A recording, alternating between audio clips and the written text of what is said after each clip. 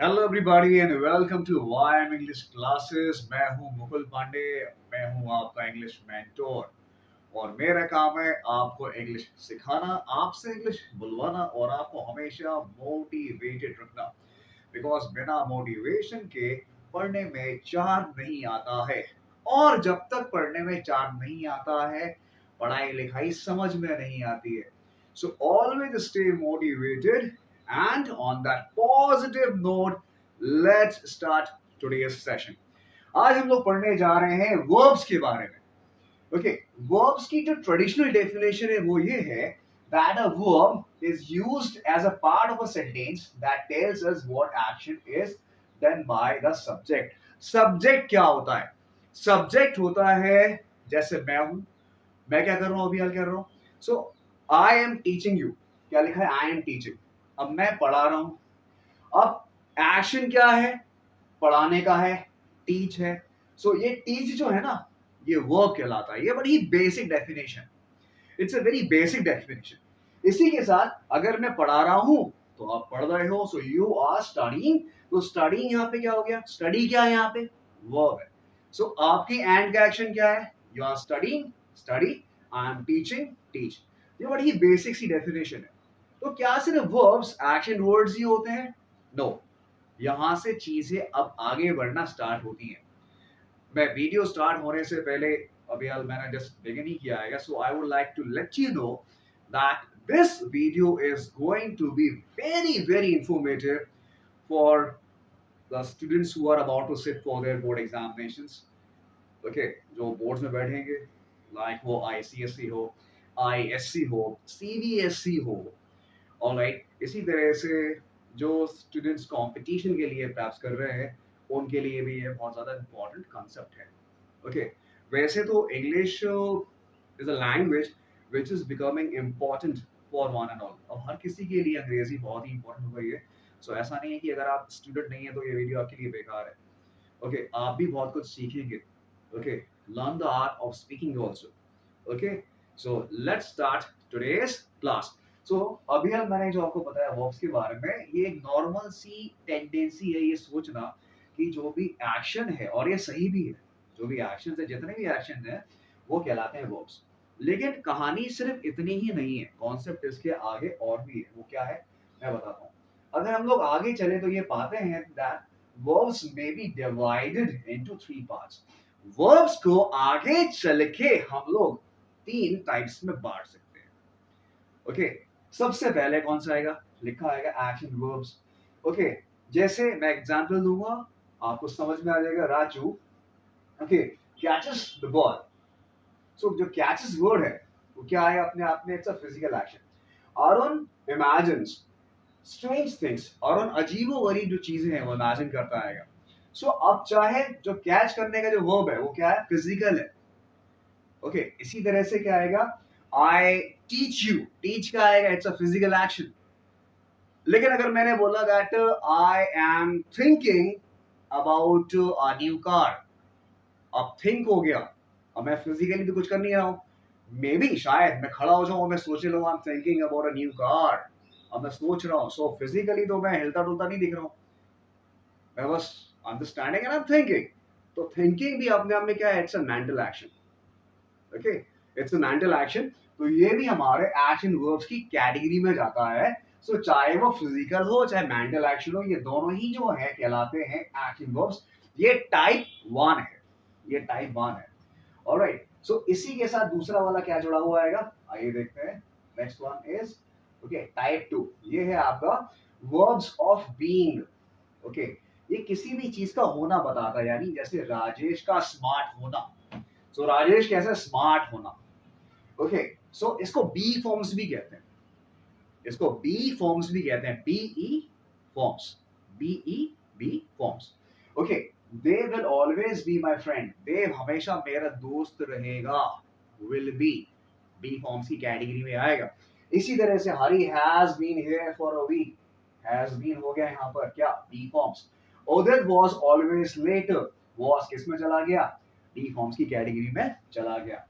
Alright, तो ये कहलाते हैं आपके बी फॉर्म्स। और ये कौन सा वाला था? ये था आपका टाइप 2। ओके, आप देख सकते हैं ये है आपका टाइप 2। ओके, अगला टाइप 3 पे चलते हुए, टाइप 3 ये क्या करता है, ये किसी भी, ये लिंकिंग वर्ब्स कहलाते हैं। पहले मैं आपको बता देना चाहता हूँ, लिंकिंग वर्ब्स टाइप 3 में आता है। लिंकिंग वर्ब्स ये कॉम्प्लीमेंट्स देता है। कॉम्प्लीमेंट क्या होता है ग्रामर में, जैसे किसी भी सब्जेक्ट के बारे में जब कोई भी इंफॉर्मेशन प्रोवाइड करी जाती है तो grammar that is known as complement. Okay, अब मैं कुछ एग्जांपल देना चाहता हूँ, जैसे ही appears to be smart। Okay, वो स्मार्ट प्रतीत होता है। ओके, तो ये क्या कर रहा है, सो ही की इंफॉर्मेशन कौन दे रहा है, appears to be smarter। सो ये लिंकिंग वर्ब है, ये और ये वाला जो पार्ट है सब्जेक्ट और आगे का जो पार्ट है, जो appears के बाद आप देख रहे हैं जो इंफॉर्मेशन है ही के बारे में, ही विच इज द सब्जेक्ट, वो कहां से आ रही है, जब हमने इन दोनों को रिलेट किया आपस में एक वर्ब से जो कि appears है। तो appear के बाद क्या आएगा, इंफॉर्मेशन है सब्जेक्ट के बारे में, वो क्या है, टू बी स्मार्ट। ही appears to be smart। तो appear क्या कर रहा है, ये आगे इस वाले पार्ट को और इसको, यानी इस फ्रेज को और सब्जेक्ट को रिलेट कर रहा है आपस में।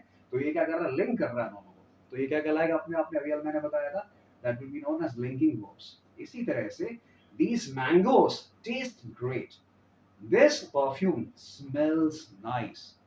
so after this आगे चलते हुए, okay, so what I want to say that means ये जो ऊपर से लगता है कि verbs इतने ही होंगे, इतना नहीं है, थोड़ा आगे और चलना पड़ेगा और समझना पड़ेगा। ओके, तब जाके आपके एग्जाम्स, चाहे वो कॉम्पिटिशन्स के हो, चाहे वो बोर्ड्स के हो, चाहे वो रेगुलर हो, इनफैक्ट जो नॉन बोर्ड स्टूडेंट्स हैं या नॉन कॉम्पिटिटिव स्टूडेंट्स हैं, सो उनके लिए भी ये कॉन्सेप्ट बहुत ही ज्यादा फायदेमंद होता है।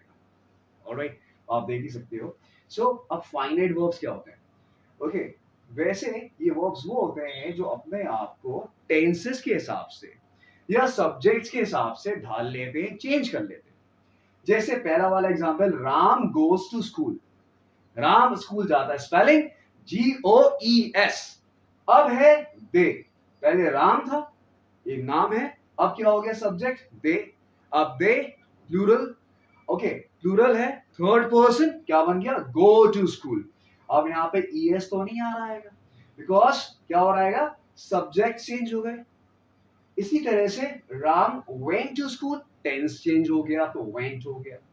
So what I want to say, verbs form is changing according to tense और subject। यहाँ पे जो verb form है goes, go और went, ये कैसे चेंज हो रही है, ये डिपेंड करता है कि हमारा verb किससे एसोसिएटेड है, वो कौन सा सब्जेक्ट है या वो किस टेंस में है। तो सब्जेक्ट या टेंस के हिसाब से जब भी वर्ब चेंज होगा तो वो वाला वर्ब कहलाएगा फाइनाइट वर्ब। ये मैंने आपको बहुत ही सिंपल लैंग्वेज में समझाया है।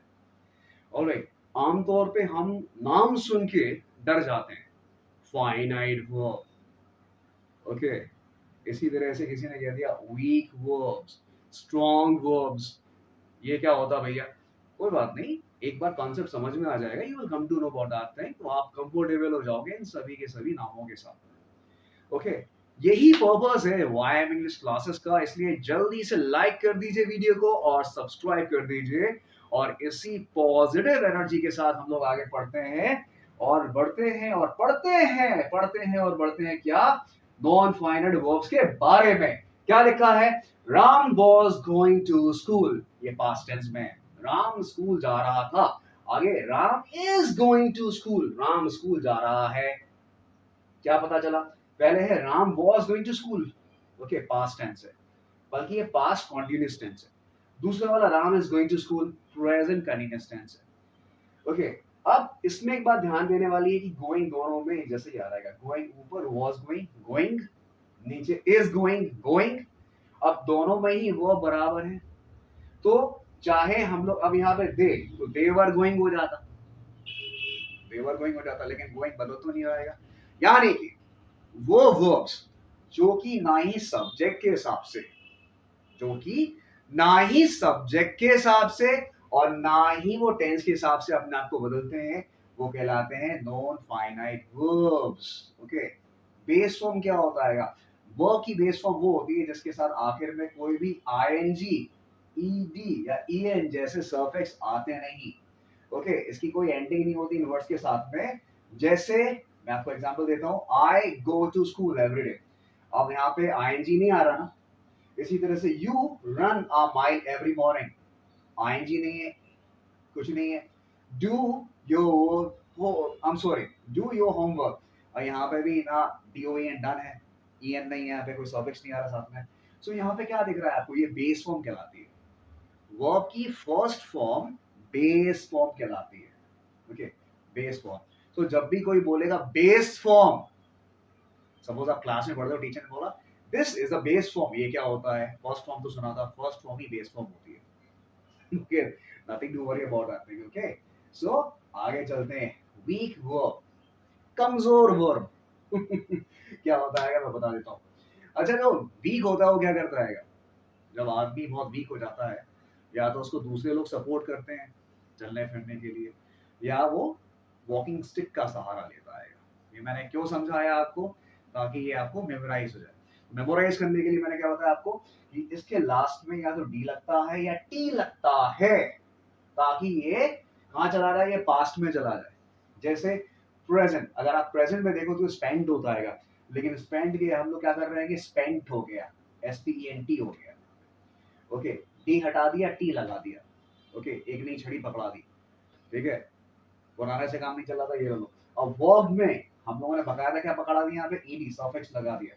ओके, जब भी लास्ट में हम लोग देखते हैं कि सफिक्स एसोसिएट हो रहा है, चाहे वो किसी लेटर को रिप्लेस करके हो रहा हो, या पूरी तरह से लेटर हो या लेटर्स हो, एसोसिएट होने के लिए, ताकि वो अपनी सेकंड या थर्ड फॉर्म में चला जाए, तो हम लोग उसको वीक वर्ब कहते हैं।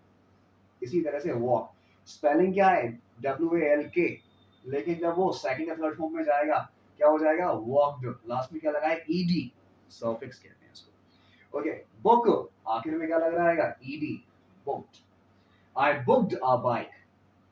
ओके, लर्न, ओके, लास्ट में टी लगा दी, लर्नड।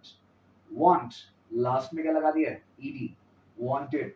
ओके, सो ये थे आपके सारे के सारे क्या, अभी मैंने क्या बताया, वीक वर्ब्स के बारे में। बात करते हैं अब हम स्ट्रॉन्ग वर्ब्स के बारे में।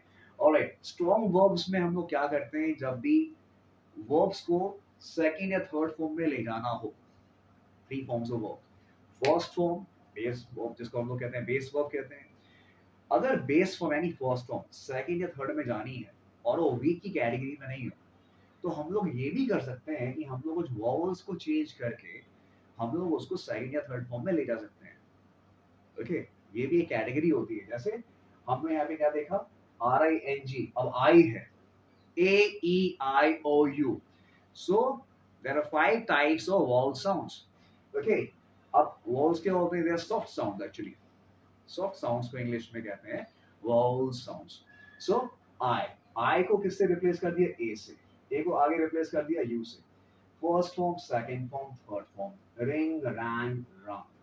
सो ये कहलाते हैं स्ट्रॉन्ग वर्ब्स। फिर सुन लीजिए, हम लोग इसमें क्या कर रहे हैं, हम लोग इनमें वॉवल्स में चेंज कर रहे हैं। वॉवल में चेंज करने के बाद वो फर्स्ट से सेकंड फॉर्म में और थर्ड फॉर्म में चला जा रहा है। इसी तरह से ड्रिंक, DRINK, आई को रिप्लेस किया ए से, ए चला गया, यू आ गया, तो drink, drank, drunk. Cling, clang, clung. Swim, swam, swum. Sing, sang, sung। I से ए में गया, ए से यू में गया, आई से ए में गया, ए से यू में गया। IAU, IAU, IAU। ये याद रखोगे, स्ट्रॉन्ग वर्ब्स अपने आप में समझ में आ जाएगा। ओके, इसी तरह से वर्ब्स ट्रांजिटिव भी हो सकता है, इंट्रांजिटिव भी हो सकता है। I painted the car, what was painted, the car. She is reading the newspaper, what is being read, a newspaper. So ये एक्टिव से पैसिव वॉइस में जा सकता है। ये मैंने बहुत ही आसानी से आपको बता दिया, आसानी से आप इसको पहचान लोगे। I teach you, you are taught by me. Okay, इसको कहते हैं ट्रांजिटिव वर्ब। मैं अगर कुछ भी कर रहा हूं और मेरा एक्शन अगर ट्रांसफर हो सकता है, अगर ट्रांसफरेबल नेचर का है, तो उसको ट्रांजिटिव वर्ब कहते हैं। जो नहीं होता है उसको क्या कहते हैं, इंट्रांजिटिव। अब शी स्माइल, हंसती रहो, एक्शन ट्रांसमिट नहीं होगा। आई जम्प्ड, घूमते रहो, कुछ नहीं होने वाला, एक्शन ट्रांसमिट ही नहीं होगा। सो ऐसे वर्ब्स जो ट्रांसमिट नहीं हो सकते हैं, ओके, वो क्या कहलाते हैं, इंट्रांजिटिव वर्ब। अगला मॉडल वर्ब्स क्या कहलाता है, okay. So just be open minded with all the concept. ये मत सोचिए ये कठिन है, ये नहीं आएगा, वो नहीं आएगा। आप देख पा रहे हो होंगे that how easily you guys are able to understand that thing. Okay, grammar से जितनी दूरी, जितना डिस्टेंस बनाओगे उतना वो आपके खिलाफ चला जाएगा. ग्रामर से तो ना दोस्ती कर लो. Hello English grammar, how are you, that's it. Okay, थोड़ा सा चाइल्डिश लगता है, लेकिन मैंने कहा ना पढ़ने में चार्म होना बहुत जरूरी होता है. ये बहुत काम करता है. ओके, मॉडल वर्ब्स क्या करता है? ये किसी भी वर्ब के फंक्शन को ऑल्टर कर सकता है, चेंज कर सकता है.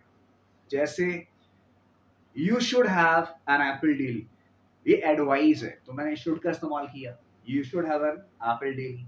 You must have an apple daily, अब मैंने कंपेल कर दिया क्योंकि मैंने मस्ट का इस्तेमाल किया. शुड और मस्ट दोनों मॉडल वर्ब हैं.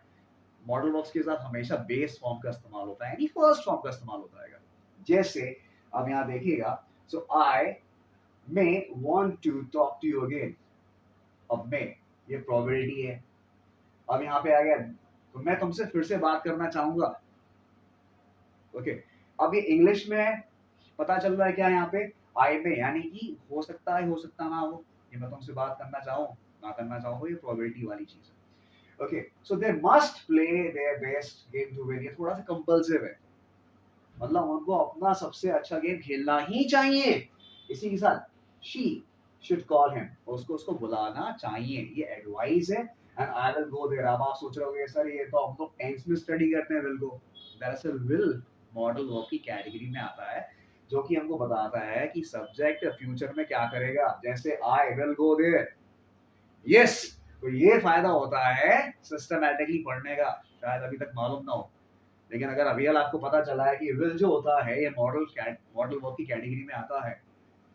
और ये भी वर्ब का जो देखिए, विल क्या कर रहा है, गो का, ये बता रहा है गो, यानी आई गो, जाऊंगा तो जरूर, लेकिन भविष्य में आई विल गो देयर. तो अगर ये अभी आपको रिसेंटली पता चला है तो कमेंट सेक्शन में लिखिए that I will work hard and I will be successful.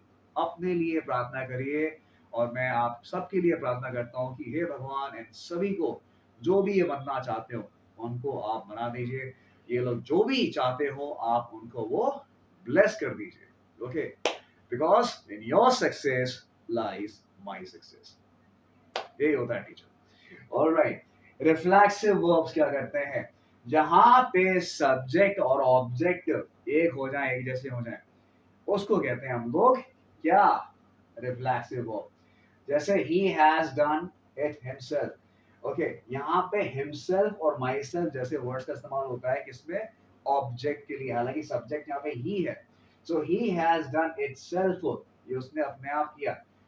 यहाँ पे सब्जेक्ट और ऑब्जेक्ट काम कर रहे हैं, और जो वर्ब है रिफ्लेक्स कर रहा है यहाँ पे himself यानी कि ऑब्जेक्ट की तरफ. ओके, इसी तरह से अब यहाँ पे आएगा. ओके, इरगेटिव वर्ब क्या होता है? ऑलराइट, ऐसे वर्ब्स जो ट्रांजिटिव भी हो और इंट्रांजिटिव भी हो. जैसे द डोर ओपन्स, दरवाजा खुलता है. अब ये जो है ये इंट्रांजिटिव है, दरवाजा खुला, एक्शन ट्रांसमिट नहीं हुआ. लेकिन आई ओपन द डोर, जब मैंने दरवाजा खोला तो वो खुल गया. So what was open, the door was open by me. अब ये पैसिव वॉइस में जा सकता है, तो ये ट्रांजिटिव वर्ब है. सो ऐसे वर्ब्स जो इंट्रांजिटिव भी हो सकते हैं, ट्रांजिटिव भी हो सकते हैं, उसको कहते हैं इरगेटिव वर्ब्स. ओके, फ्रेजल वर्ब्स जो होता है वो वर्ड और एडवर्ब या प्रेपोजिशन के कॉम्बिनेशन से होता है. जैसे his car broke down on the way. अब कई सारे जो बच्चे होते हैं या कई सारे जो स्टूडेंट्स हैं, और वो क्या करते हैं कि इन दोनों वर्ड्स को अलग अलग पढ़ते हैं और वो ट्रांसलेट करके इसका मीनिंग निकालने की कोशिश करते हैं, which actually is wrong. Okay, आपको ये दोनों क्लब करके देखने पड़ेंगे, इनको यूनाइट करके देखना पड़ेगा, तब जाके उसका एक मीनिंग, एक सेंस, एक इंटरप्रिटेशन निकलेगा. ब्रेक डाउन का मतलब होता है मैल फंक्शनिंग, खराब हो जाना. His car broke down on the way, उसकी कार रास्ते में खराब हो गई. अब ब्रोक डाउन क्या है? अब ब्रोक यानी ब्रेक, ब्रेक से क्या बना सेकंड फॉर्म, ब्रोक, बिकॉज ये क्या है, सिंपल पास्ट टेंस है. अब ब्रोक वर्ब है, वर्ब के साथ क्या लगा दी, डाउन, ये प्रेपोजिशन. ब्रोक डाउन क्या है यहाँ पे, फ्रेजल वर्ब है. किसके कॉम्बिनेशन से बनता है? वर्ब के साथ तो एडवर्ब हो जाए या वर्ब के साथ प्रेपोजिशन हो जाए. पार्टिसिपल्स क्या होते हैं? होते तो वर्ब में, काम करते हैं एडजेक्टिव का. जैसे प्रेजेंट पार्टिसिपल, अगर इसमें आपने आईएनजी लगा दिया, ओके, सो वो काम किसका करेगा ये देखिएगा। Have I become a laughing stock? कौन सा स्टॉक? Laughing stock. क्या मैं एक मजाकिया, मजाक का सोर्स बन गया? क्या लोग मुझसे मिले, मुझसे जुड़े और हंसे? Cycling is a well rounded exercise. तो यहाँ पे भी कहीं ना कहीं से काम किसका कर रहा है? एडजेक्टिव का कर रहा है। ओके, पास्ट पार्टिसिपल अगर आप इसकी तरफ देखते हो, so I have taken a hint, have you given it enough thought? Okay, to make it more easy for you मैं आपको बता देता हूँ पास्ट पार्टिसिपल के बारे में।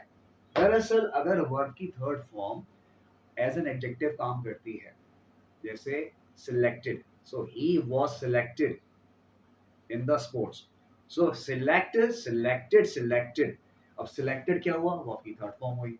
सो ही वाज सिलेक्टेड, तो सिलेक्टेड यहाँ पे काम। अब selected students are called near the stage, selected students are called near the stage.